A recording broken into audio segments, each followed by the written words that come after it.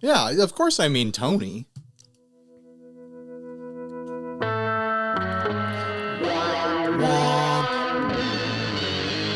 Womp, womp, womp, womp. Did you say ham? No, I said ham. Him. Him. Him. All right. Like the hem of your garment? Exactly. All right. Hi, everyone. I'm Ryan. And I'm Steven. This is 60 Cycle Hum the Guitar Buying, Selling, Trading, Modding, Fixing, Breaking, Reviewing, Playing Podcast. All those words are true, Steve. Let's get into it. We got an ad from Joey Scar. Will he win this episode? If this is your first time watching this show, every single episode we cover 3 different used listings sent by you, our viewers, and at the end of the episode we pick our favorite and we reward the person who sent it with a $25 digital gift certificate printed on the heaviest virtual cardstock available. This is premium stuff, guys. So Joey might win it with this one. He's won a lot in the past to the point where we might have to file a 1099 for him this year. We'll see. This is a 1982. Oh, is there an? Oh, there it is. Moderne Gibson Moderne Heritage Mod. 4 players. Rare. 1982. Natural. This is selling out of Guitar Planet in Japan for $6,000. This is from Guitar Planet? Guitar Planet. I didn't know there was a Guitar Planet. But it's also in Japan. Oh. It's like a planetoid, probably. It's the planet is in Japan? Yeah, the Guitar Planet is in Japan. All right. We'll have to look at maps later to figure that one out. There's not a lot of... There's like simultaneously so much information and so much not information. I know. I didn't even do the basic homework of finding out, if Gibson was making Modernes in 1982. Because from what I understood is that they've just done a spattering of them all over the place. And they've never really officially said whether or not they did Modernes at all. I mean, they're calling this a Gibson. There's a bunch of headstock logo. There's a bunch of damages, headstocks, blah, blah, blah, whatever. The kind of things that you would expect for a guitar from 1982. I mean, I'm loving all the relking. It's got this really nice, dramatic temperature cracking. You know that's going to be really dimensional when you're up on top of it playing the dang thing. Seeing all those cracks shift in the light. Oh, it does. Was the headstock like painted over? I think it had a decal. I think it had a screwed on decal. I wonder if this was it could have been an Epiphone because the Epiphones had the decal too. I don't know, man. It could be a Gibson as well. Like I said, I didn't do the homework. But it looks like I don't know, it's hard to tell from the cracking, but my gut tells me that it was a Gibson. So whatever. I'm not going to worry too much about it. I'm so worried, Ryan. I'm not going to buy the dang thing. I'm so worried. I am maximum worried. So they were making Modernes in 1982. The other ones I'm finding are more expensive. Well, I hope so. 9 to 10 grand. Here's one that looks like it's in the United States, maybe for $11,000. The only Moderne I ever played that I fell in love with, which is one of like 3. There's only like 3 times I've played a Moderne. It was made by Texas Toast. Oh. Texas Toast had their version of a Moderne at Summer NAMM. Must have been 2019 or something like that. And I fell in love with it. Is this what you mean by that logo? Yes, exactly. What did you, you called it a decal. Yeah, it's like a screw-on decal thing. Yeah, I don't, it's like what you have on your car that says your name. I don't know. Right. It's the logo. It's not printed on. It's not inlaid. It was screwed on. Yeah. And someone either lost it or pried it off. There is a huge control cavity route going on the back of this thing. I think that might be aftermarket. It's totally aftermarket. That is not original. Cavity space has been expanded. Upper area and lower area back of guitar. Side jacks are added. Why is this? Oh, for the extra pickup. Yeah, is part of it. I think it's one of those like studio recording trick guitars where if you record 2 parts at one time, you get to double bill sort of thing. So you're recording, let's say, the middle pickup clean out of one output, and then you've got your switch going in between the neck and the bridge for your other output, is my suspicion anyways. We don't know for sure because there's no details here. With a control cavity that huge, though, It says the side jacks are added but not connected. What? So they're just because it has a top jack. Oh yeah, there's a top jack and there's all right side jacks. So maybe the intention was to have a jack for every single pickup and charge triple, which is something people have done apparently. And then at some point, what's going on with where the I don't know, man. It looks like someone put a neck plate there for some reason. I don't know if there was originally a neck plate there to hold on to the strap button, but there's one now. I mean, there's one missing now because you see all the holes and everything where it used to be. They've doweled a bunch of holes on this thing, and there's places where the finish has been goofed up with various experiments. But like, it's part of the vibe though. It's a 40-something-year-old guitar. It's got some age on it. It's a super weird Gibson design. It looks like it's in playing condition. I think given the damage and given what I just saw for ones that look much better, I actually think 6,300 with shipping or 65 and change isn't that bad of a price. It's not terrible. For my own personal preferences, I don't like a middle humbucker. I've had guitars, I've modified guitars to have middle humbuckers. Right. And I always forget right until I start playing it. Oh yeah, that middle humbucker is right where I do all my digging in and strumming and picking, and you put a pickup there and it throws me way off my game, and I don't even use the sounds from that pickup. Why even have a humbucker in the middle position? Yeah. It's stupid. It looks rad. It looks amazing when you see an SG or a Les Paul or even a Moderne with 3 humbuckers in a row. It looks amazing. It makes you think it's going to be a rock and roll machine.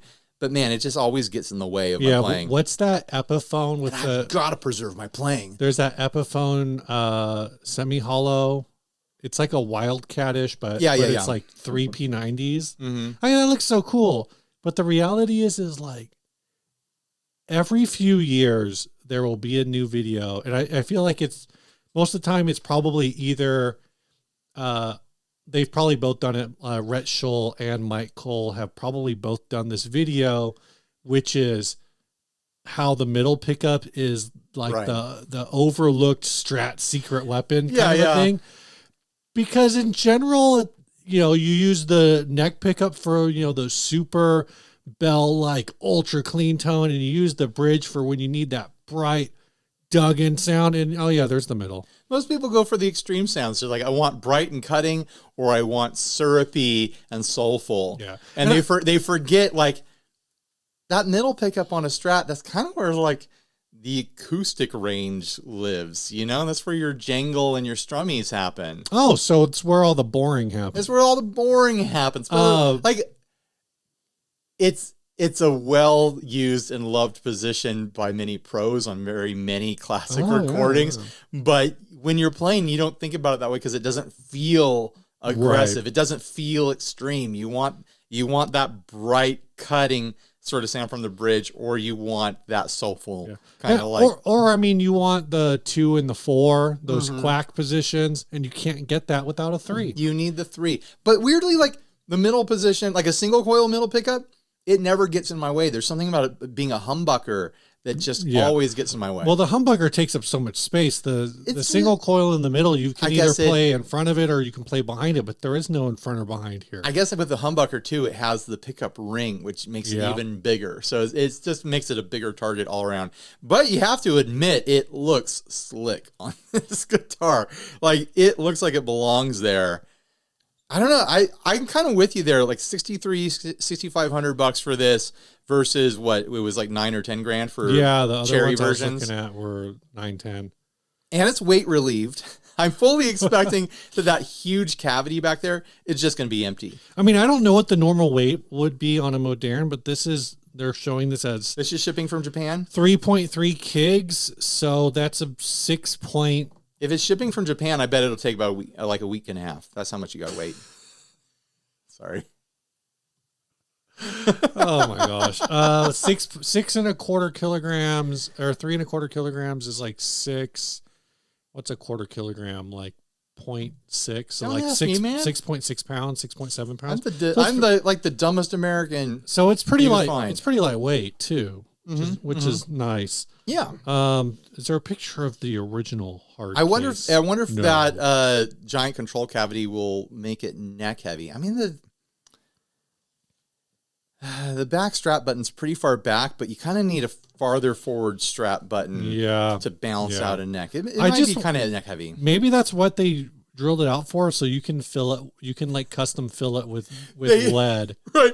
They emptied it out. They hollowed out the whole butt end of the guitar, not for weight relief, but to pack it full of diving weights. Yeah. They're like, this thing's too neck heavy. We got to get at least 8 more pounds in the tail. There we go. Now we're in the right position. You can just custom do it. You're going to Big 5. You're clearing out the fishing section.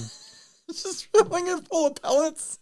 And now it works as a rattle too. You can use it as a shaker. You're like, that's what the extra jacks are for. Let me take this ½ ounce out. There's a little too much. That's what the jacks are for. Oh, internal transducer. Yeah, so you can put a piezo in there Yeah. and use it as a shaker because it's full of fishing weights. So dumb. I'm looking at the background of this picture. There's a EDS 1275. Looks like a Les Paul studio, maybe a couple Les Paul studios. So the reason I've always wanted, like, you're sidetracking me here. I've always wanted to go to Japan to cruise the guitar district. Like there's apparently just like multiple city blocks where every shop on the street level is just guitars, and they always look amazing. There's always just like every like wild used thing you could imagine is out. So what was I going to say? Oh, the reason to buy the Gibson version of this is for it to accumulate value.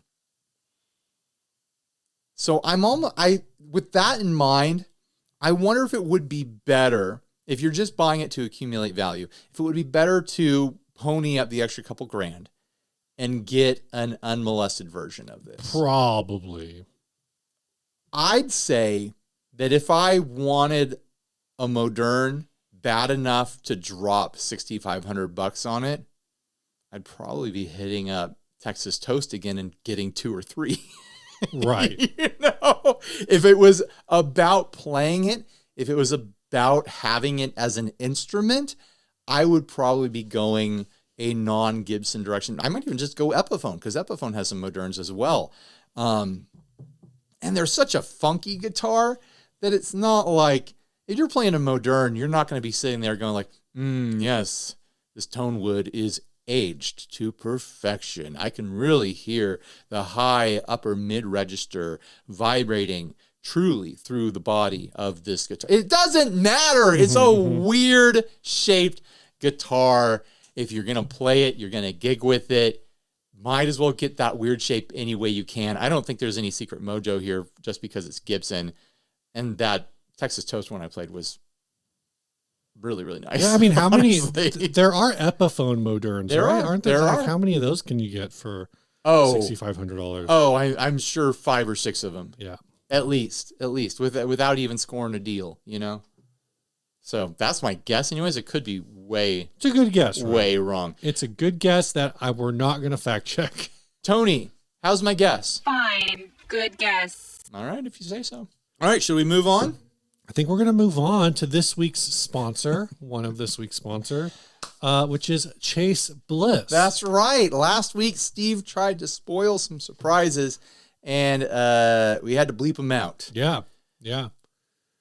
This week is closer than ever to that spoiled surprise, and we really can't compel you strong enough. Go get on the mailing list. Go get on the Chase Bliss mailing lists. Go do it. Go follow them on social media. Get on the email mailing list. Like, if you ever cared about this sort of stuff, we're trying to be your buds. We're trying to push you in that direction. Yeah. All right. So go get on the list. That's it. That's the whole message. ChaseBliss.com. Go get on the list. So there you go. That's fair to say. I don't think we have to bleep that out. No, we don't have to bleep that out. out. Joel, are we good? I might have to bleep that out. I don't want. I didn't. It'll be there's like 20 seconds of just. I know. Well, I can edit. I can cut it up. Just do it. You should. What you should do is you should just run it at high speed, and then the only I don't people like to who do that. the only people who will know are the people who take it and run it at like 1/10 speed. When we did the Opeth episode, there was someone who slowed it down like 8 times. Like, oh, I can hear the music. It's like, why are you doing this? Because you can. I guess the music held up enough. I literally so chasebliss.com. There was a song. I don't remember what song it was, but it was a Cure song that was covered by a band called Gatsby's American Dream, and my wife was really into them like back in the double aughts, and now my daughter is into them, and they did this Cure cover of which one? Not Just Like Heaven. I don't know, man. Yeah, I don't remember either. It doesn't matter. The point is that it was like kind of slowed down from the Cure version. I feel like. I think it's Boys Don't Cry. Boys Don't Cry is like a little faster than it feels like it should be. I can't wait to hear the rest of the story. No, so I listened to it. I'm like, this sounds wrong. Like, I feel like it's too slow, the cover. And so I took it on YouTube and I bumped it up to like 1.15. And I was like, yeah, they're about 15% too slow. There you go. I was like, they should have done this at like 1.15, 1.2. It would have been a lot better. It's like one of those modern movie score versions of a song where it's just like, just play it slow and take out half the notes. And based on doing that, I rate myself, I think I'm pretty good arranger, like 8 out of 10. You know what? You're a producer now. Yeah. 8 out of 10 arranger. Mm-hmm. If only I was good at guitar. Ryan, we put a topic call out on Threads. We did. I've got a screen grab on my phone. Oh, good. I know that Emily was the one to reply, and we're going to build our whole episode around her reply. So I guess let me preface this. I don't know how political this might get because we're just going off the cuff, but we're going to talk about tariffs, but we're not going to talk about like, the tariffs. We're going to talk about how it might be impacting. We're going to talk about tearing up riffs. It feels like an Uncle Ben joke. It does, doesn't it? Why talk about tariffs when you could talk about tearing riffs? Yeah. Diddly, diddly, diddly. Mashing ropes. Oh, no. That's what he says. I know. And his mom came up with that. His mom came up with that? Ben Eller. He calls playing guitar mashing ropes because that's what his mom called it. Gross. Yeah. So gross. All right. So Emily. So anyways, we did a topic call out. Emily said from Get Offset, do new prices affect used prices? When new guitar prices go up, will people selling used take it as an opportunity to jack up their prices too? Yes. Next question. Well, Blues Lawyer replied, yes, let's say new costs 100 and used costs 60. If all of a sudden new costs 204, why wouldn't a seller take advantage of the opportunity to increase the used price? It just needs to be cheaper than new. I think the just needs to be cheaper than new idea, it probably has a lot of weight behind it. Yeah. Like I think that's got legs. But if new prices go up too quickly, people, which, we could be there. It's Monday. We recorded this on a Tuesday. So it's almost a week later. Anything could have happened by now. Yeah. This episode could be fully out of date. Yeah. By the time we publish it. But literally by the time we publish this, half of the tariffs could be canceled. Who knows? Or doubled. Or more. Or doubled or tripled. China just went up to 104% today. Or the threat of 104%. I don't know. Things are wild right now. Things are unpredictable. And that is part of the issue. There's 6 Republican senators who put out a bill that basically says if Congress does not approve of the tariffs within 60 days, they all get canceled. Something like that. Wow. And like it's freaking Mitch McConnell and Chuck Grassley, which is wild. So anyways, but we're not going to get political. We're not going to get political. No politics. No politics zone. We're in space. Yeah. We don't even belong to one country or another. There's no tariffs up here. Who paid for this? Yeah. The world did. Yeah. The world's billionaires. Actually, I think it was the world's trillionaires now. World's trillionaires put us up here in space just so we could do demos all the time, uninterrupted. by the politics of the world, and here we are talking about it because it affects all you guys. So anyways, the unpredictability of all this is gonna be a contributing factor to the imbalance in between new and used prices. If new prices shoot up real quick, I don't think used prices can follow that. I don't think, because what I think is going to happen is new prices will shoot up so quick that people will just be like, well, I'm not buying new at all because it's completely out of my price range. Sure. Like this. Also, like, what if I need that money for food? Like, that's a real thing that people are going to have to be dealing with. What if I need that money for things I actually need, not just silly guitar stuff? So in the short term, certainly that's true. In the long term, though. In the long term, but none of this feels stable enough for us to say what could be long term or not. Right. So I think that the used prices, I think they will go up, but I think that most people are going to sit on what they have. Most people aren't looking to scramble to sell right now, but we'll see. I mean, with food prices going up, we might see, but there's another element too. Like, if people are hungry, if people need to make rent, if people need gas in their car, they're not going to be sitting there like, well, I really expect to get $1,300 for this because the new price shot up to $1,600 and I don't want to take a huge loss against the new price. No, they're thinking I need to pay rent. I need this thing gone now. So they're going to keep knocking it down $50 every day until they get the money they need in their pocket. I think that's true in the private seller space. On places like Reverb and stuff, I think they'll follow trend a bit more. But it will probably be a month until we can see this. And this kind of ties in a little bit to the second question, or the second part of this. We can kind of go back and forth if you want to pull that up, the one about the Tone Master. Did you screenshot that one too? The Tone Master? The Tone Master. I don't think I did. Damn it, Ryan. How was dare that you? Connected to our thing? Yeah. All right. What was the general gist? Let me see if I can find it. It was like right after Emily's. Nope, that's not it. Nope. Okay. Nope. Did you find it? Dandelion Corey asked, how about should the price of an in-stock pre-tariff item automatically get raised? I was eyeing a Tone Master Super Reverb on a retail website. One day retail was $13.99. Next, it was $15.99. It hurt. I mean, that's...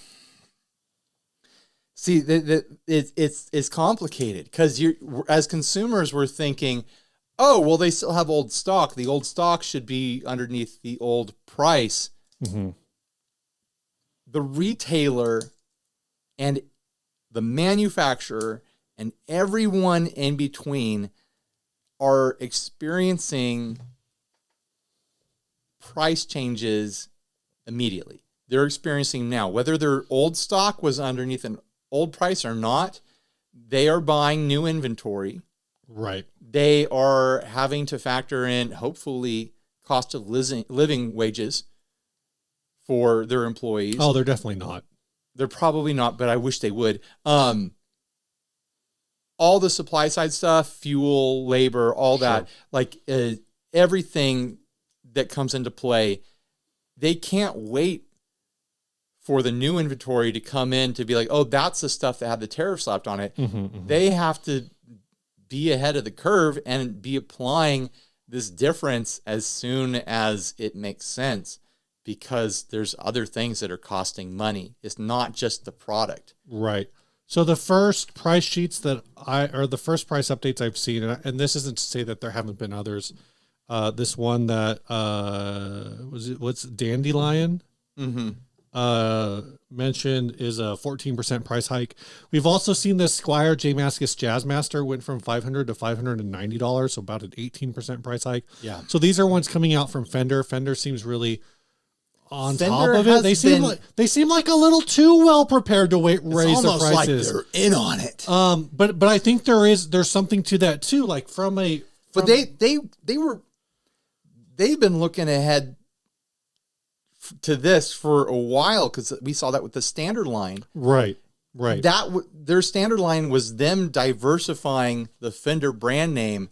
Like, maybe we should be making fenders in Indonesia. We don't know where is going to get tariffs. Now it seems like everywhere is going to get tariffs. Yeah. So maybe it's not going to factor in that much. But here's what's going to happen. The Mexican fenders are probably going to go up 20-something%. And the Indonesian fenders are probably going to go up 20-something%. So they came out with an Indonesian fender, the standard line. They're like, here it is, $600. Now it's going to be $800. And now the Mexican fenders are, instead of being $1,100, now they're going to be $1,300, $1,400. There are some Player 2 colors on sale right now. So, for whatever that's worth. But yeah, to your point, I think that if you don't need food, if you don't need to buy food and you want to buy guitars, now might be the time while they're, decently priced. Use my affiliate links if you're going to do that. Unfortunately, the reality is one, like I think the brands that are kind of beholden to other things, remember Fender is owned by a Hawaiian car dealership. A brand like Marshall now is private equity. Those kinds of brands, they will look for any opportunity to get ahead of the game in terms of putting a couple extra bucks in the big picture. And the thing is they do have a constant supply where they are doing kind of massive ordering of parts. So they're not looking at it from the perspective, like you said, it's not, well, we built this for, $1,400 amp.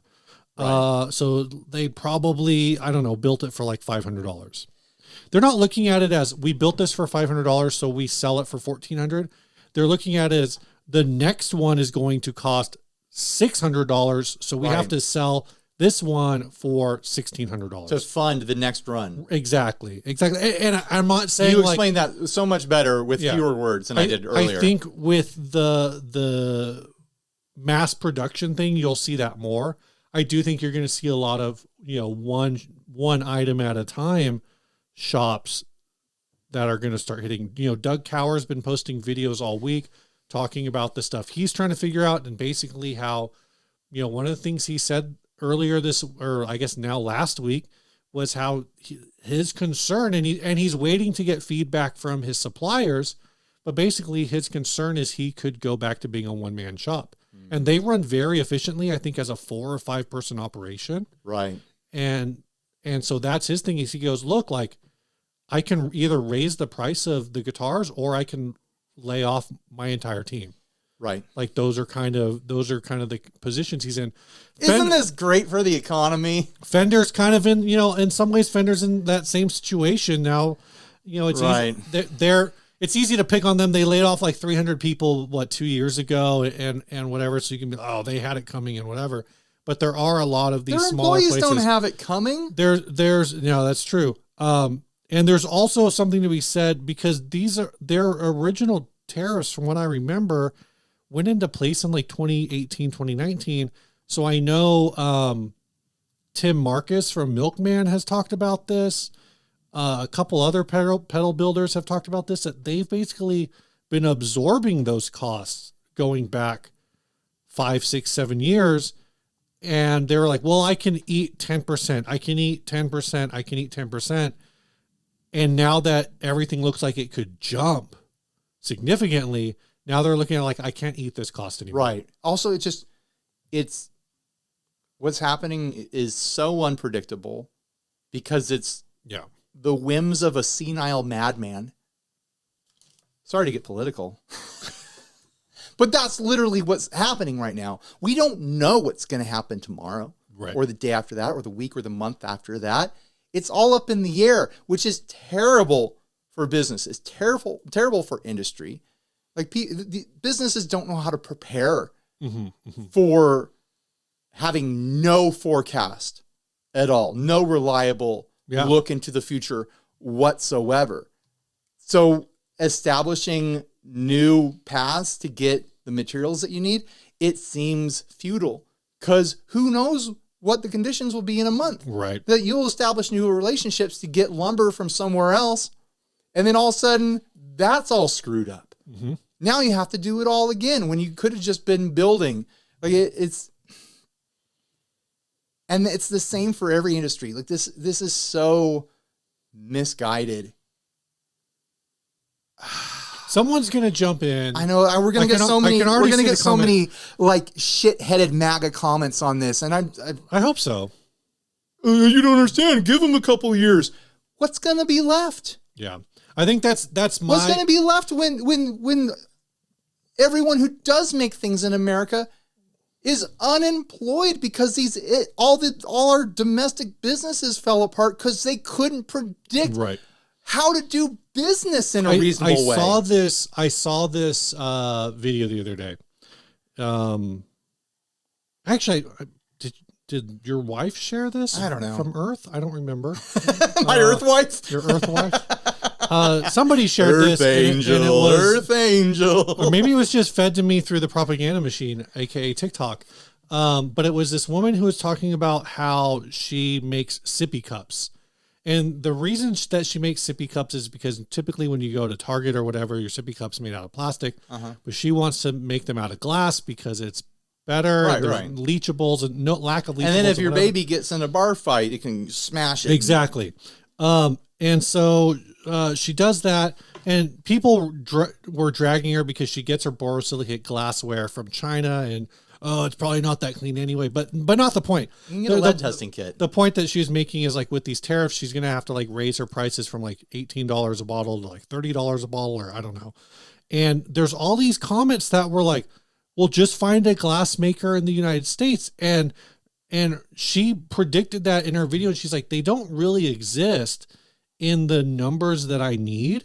And then there were people who were like, well, you should just pay extra. And her whole thing is like, who the hell's going to pay $50 or $60 for like a sippy cup for your 3-year-old? And who's going to pay for all these premium, American made products that cost a lot of money to be made, while most people who would normally be buying this stuff are feeling very insecure about the real things they need to spend money on. Yeah.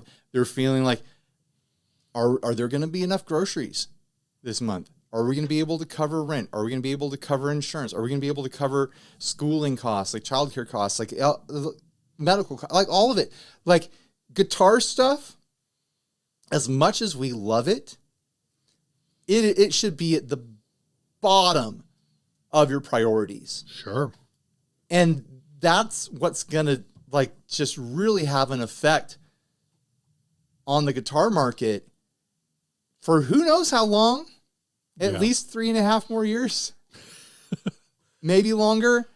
I mean, it's I think full blown uncertainty. I think that was the craziest part. Whatever, fuck it. We're here. We're in space. We can say whatever we want. I think that was the craziest part of the conversation that was happening with all of this is the final admittance that like. The expectation is that it's going to be like at least 2 years for like mass manufacturing at best to like get pulled back at best, right? To get pulled back into the United States. Now I can say like working in the biotech industry with a company that tried to establish a commercial plant. Now biotech is there's a lot of extra rules in place probably that tried to build a commercial scale biomanufacturing plant on the East Coast. After like 1.5 years of trying to do it, we just sold the plant to another company because we didn't even like the one company that we were trying to partner with to do it pulled out. And so we're like, cool, we're building this facility, but we don't have any clients to put into it anyway. Right. So it doesn't matter. Imagine like, let's go to raw materials. Imagine you're an investor or a group of investors who's like, you know what? Yeah, we need to build steel plants in America. We need more domestic steel because it's way too expensive with all these tariffs. To break ground and to build the facilities and all the other logistics and the ore and everything else that goes into just making that raw material. The massive investment involved, not just in money, but also in time. How do you commit to that, knowing that everything could change in a day, a week, Right. a month, a year? You need to be able to predict out a decade at least for a business like that. Yeah. And that's just me pulling that number out of my butt. It could be longer, it could be shorter. But like you need stability. Yeah, you need the time. You need there to be an actual plan for the future. Yeah. Like if the people in charge, if Donald Trump and the people who are helping him do this stuff, if they wanted to move this direction, moving the direction where tariffs pay everything and then there's no more taxes. Tariffs are the taxes, basically. Sure. And so you pay your taxes when you buy products. Like that's what they're moving towards. If they actually wanted to do that, then it would be a set in stone plan that all the business leaders can count on. Like, okay, here is the 4-year plan to transition. So here's how you can figure it out and you can plan ahead how to Right. invest your money to have the infrastructure that you need as we transition that direction. And you hit your marks. You're like every 6 months, okay, we're raising the tariffs on these goods, this amount, going on and going on. Just the baby out with the bathwater style of doing this, the ripping the Band-Aid off thing, it's going to ruin people's lives, and not a couple people's. What is this?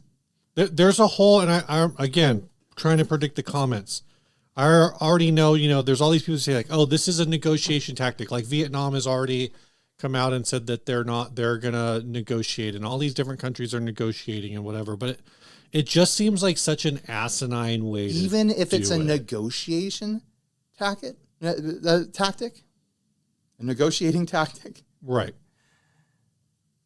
it is still hugely problematic. It is hugely disruptive. It is impossible to predict. It is impossible for industries to predict. So how do they plan anything for the future? Yeah, That means everything's going to be unstable, which means prices are going to be unstable, which means they're going to trend high just to play it safe. Yeah, no, the whole thing is predicated on, I just said Vietnam. I think India said that they're trying to negotiate now, right? So all of this is predicated on. And we're sitting around trying to figure out if you should sit on your used guitars. Yeah, like, it's the least important thing in the world. I mean, going, but bringing it back into the guitar space because we have to, right? Right. All of this is predicated on Fender no longer makes anything in China because they find factories in Vietnam and India and Indonesia and these other countries that are going to negotiate tariffs. Because right now, what it looks like right now is that China isn't going to negotiate. Maybe at 104% they do. I don't know. But the negotiation that we've seen out of China so far has been the weirdest one. And I mentioned this to one of my coworkers today who's Korean. And I go, the weirdest thing I've seen out of this whole thing is China, South Korea, and Japan all at the negotiating table with each other. Like 3 countries that have been mortal enemies for centuries are all of a sudden like, so we don't know what's going on with America right now. You guys want to hang out? Like, it's nuts. People, I don't get it. Okay. Those people hate each other. Yeah. Yeah. Donald Trump, it's beautiful the way he's uniting the entire world against one country, and it happens to be us. He did say that he wants his legacy to be one as of a peacemaker. And I mean, he's making peace in every country other than our own. So there we go. And at the same time, tearing down capitalism. He's our most communist president we've ever had because he's actively destroying capitalism. Is that the goal of communism? That's what red hats think. That's what they keep telling me. They keep telling us that all these lefties are trying to destroy capitalism and destroy the American way of life. What's this asshole doing? Yeah. He's destroying capitalism and the American way of life. What do you call that? What do you call it when you have a leader who is destroying your way of life and destroying your entire economic system. Like, come up with a name for it. I'm sure so many of you in the comments section are calling it your glorious new future. I can't wait. You know, what is it like Landon said? If you're like really mad about it, you don't have to leave a comment. You can just unsubscribe. It's fine. Like if you're mad at us for talking about this, and I think for the most part, like we actually haven't watched been this.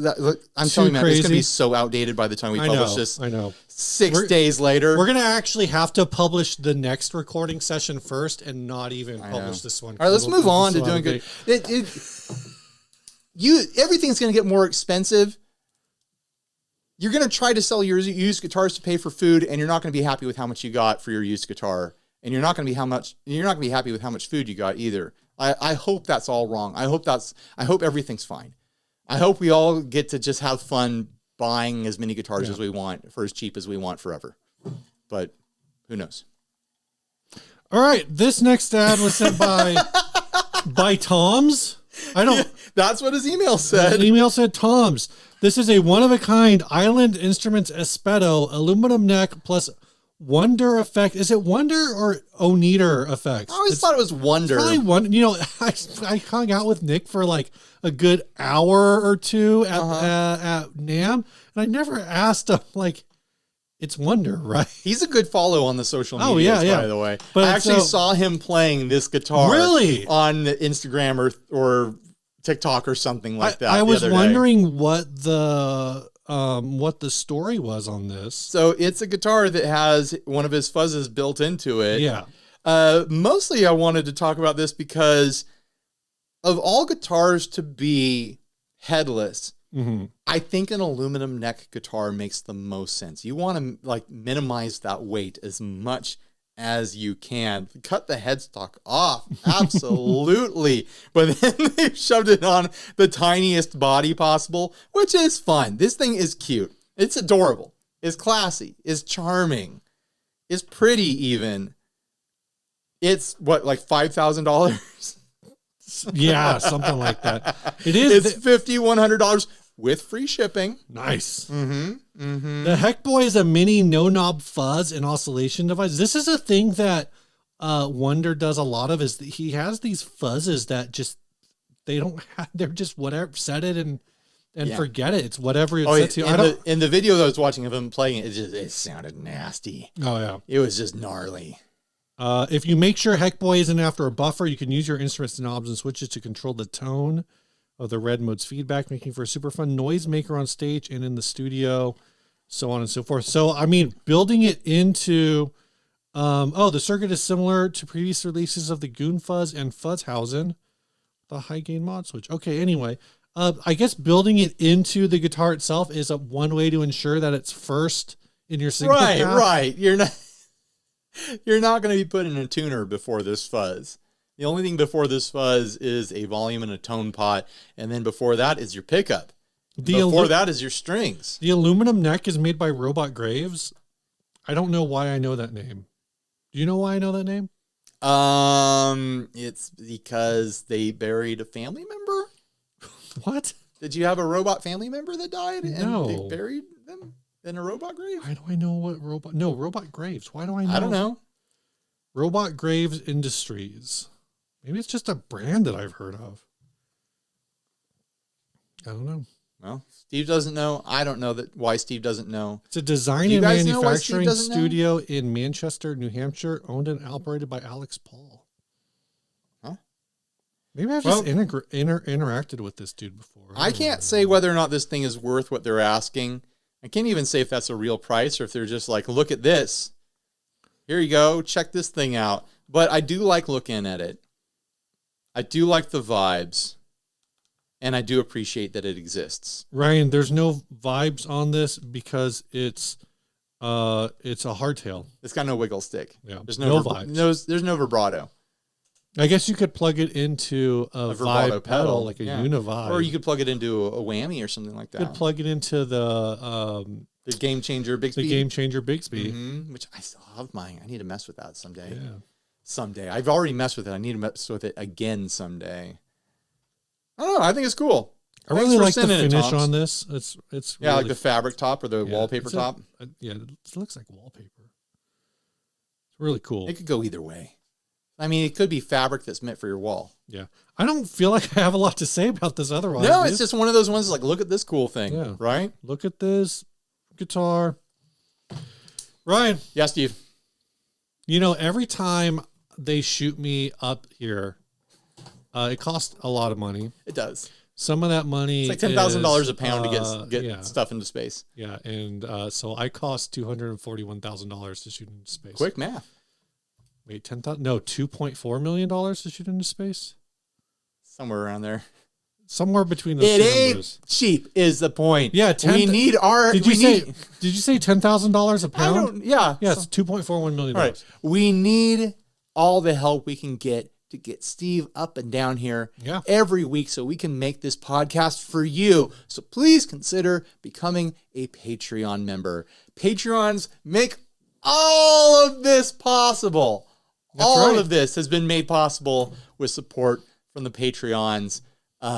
We can't say thank you enough. We're having a blast. It's a good time up here. And it's all your fault. Yeah. When you sign up for our Patreon, you can put whatever you want as your display name. Just like some of these folks have. At the $1 level, we have in loving memory of Wayne Arthur Schneider. All right. It's one of our other Patreon members, deceased husband. So wow. That's one way to make a legacy, a tribute. Yeah. Burn your message into the end scroll of our videos. Yeah. At the $5 level, we've got Gregory Randall. All right. I think that sounds like a made up name. Yeah. 2 first names, Gregory and Randall. Which one Impossible. Is it? And at the $10 level, Captain Save-A-Ho. That used to be my nickname at work. Captain Save-A-Ho? Yeah. Because I was always, when something would go wrong, they're like, somebody go get Steve. Right, right. Well, huge thanks to all the new Patreons. Your name's going to be at the end of the scroll. Hopefully I come up with a cool little video for the end of this one to go with the song. I mean, also, if you guys want to send songs, email us your songs. Do we want to open up some mail, Steve? Yeah, do we want to save the other What's New for next episode? Yeah, we'll save it next episode. This one's going to run long enough.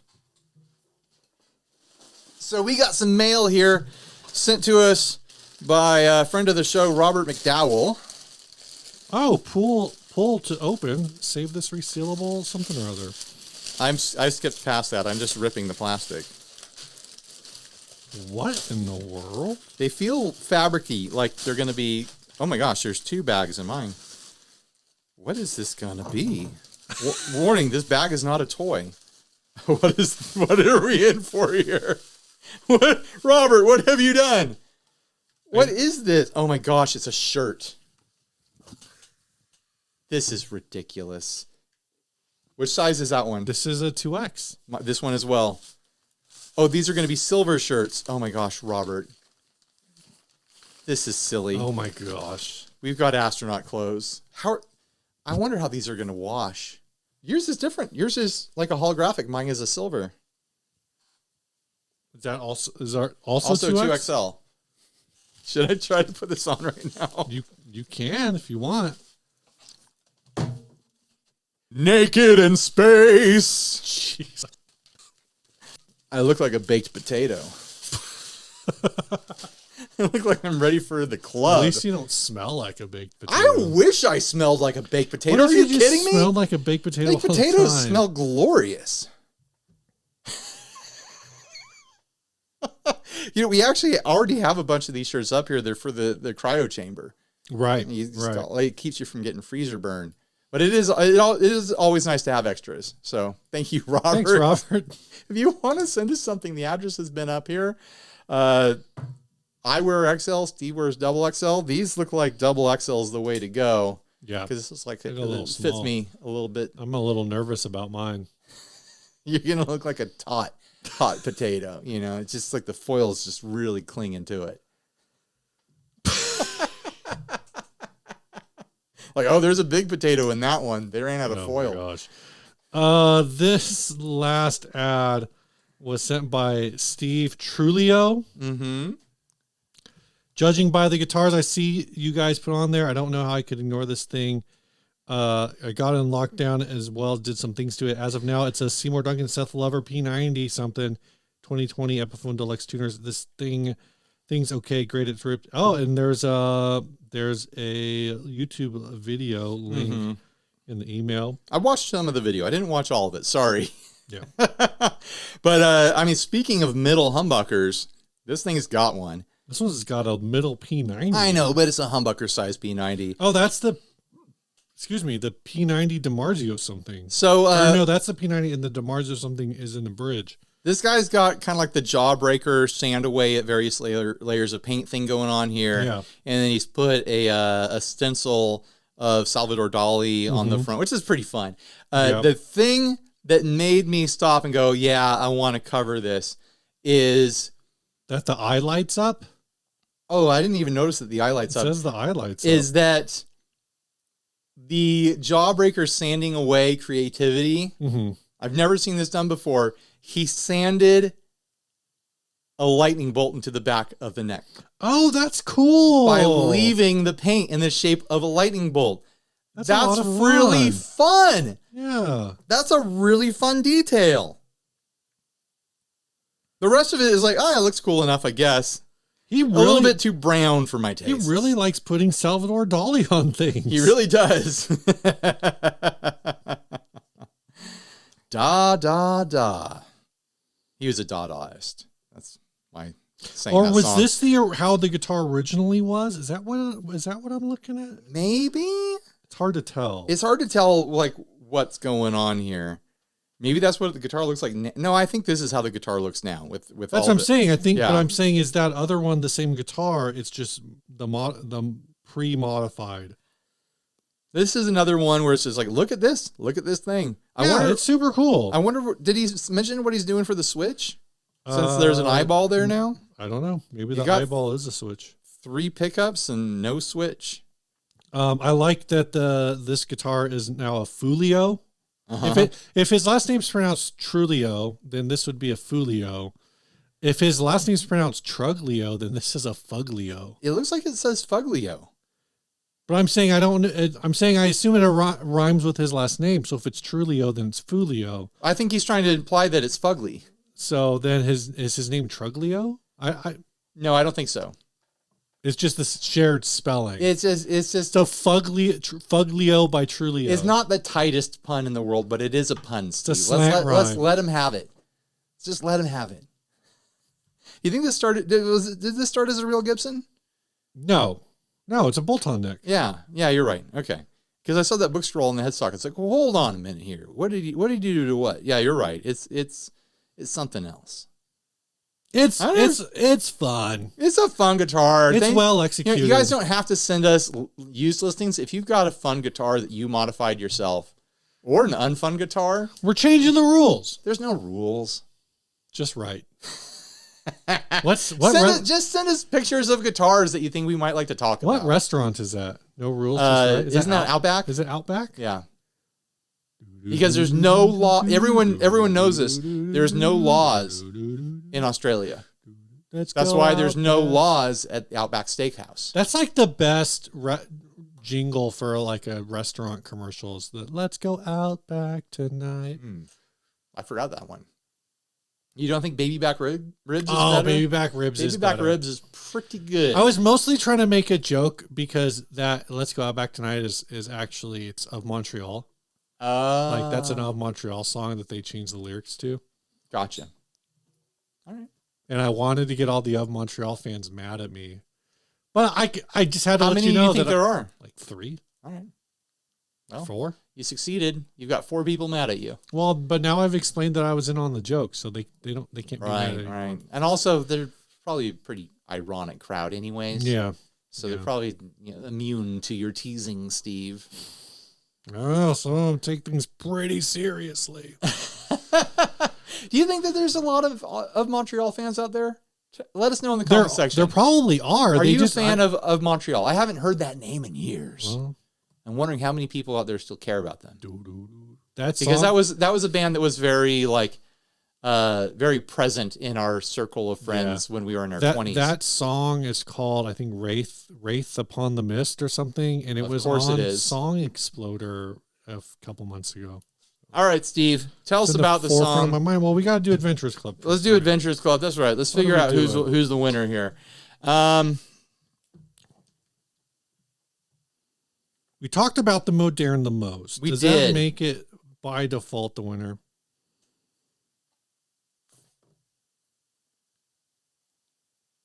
Yeah, probably. Damn it, Joey! I'm trying to find a logical reason to pick one of the other ones. I think the Moderne is it. I think we talked about it the most. I think we explored it the most. And Joey probably needs going to spend that $25 on getting some more parts for Snarky's guitar. So I feel like I don't know. I'm just going to say that with all this tariff stuff going on, if you need money, you can always send us used listings. Are we going to have to increase the value of the gift cards? At least 18 to 20%.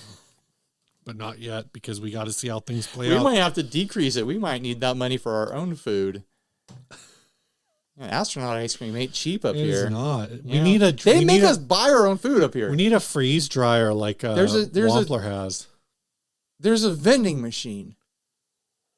But we do the demos. We get paid for the demos. And then we use that money for the vending machine. Yeah, we get to be in space. But we're using all the money in the vending machine. The world's trillionaires are screwing us up here. That's all I got to say. All right, this song was sent by Justin Wood. He says, The Elephant March is an alternative rock band from Northwest Indiana, crafting music inspired by liminal spaces, dreams, and the surreal world of hypnagogia. Our sound blends atmospheric textures with driving rhythms, creating a mysterious and immersive experience that invites listeners to explore, quote, the in-between.